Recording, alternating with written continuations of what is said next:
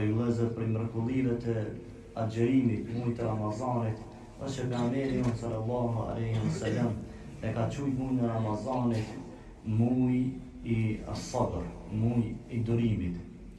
Dhe për ta ulemat kur folin për durimin, sabrin, i shtin në 3 lloj sabrat, durimeve. Dhe për ta njerëzit e marrin shpërblimin edhe në agjerim.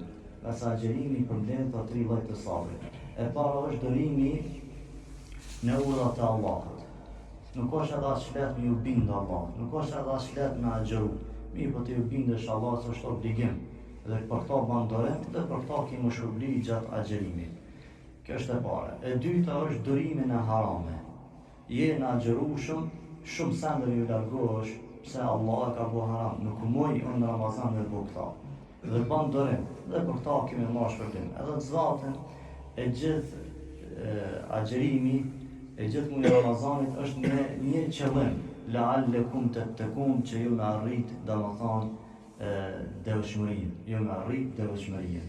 Dhe lloji i tretë i sabrit është në kaderin, që është domethënë e dhimbshëm, mu'lime.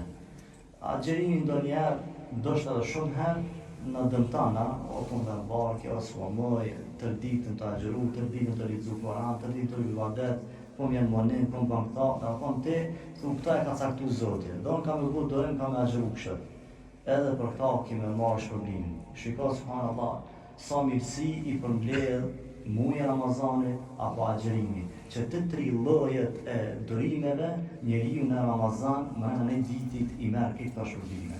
E lutem Allah azza wa jall që t'jemi për këtij ndarjes të durimeve dhe ta marrim shpërblimin e çdo durimi sabri që e bujmë gjatë Ramazanit. Ja Rabbil Alamin.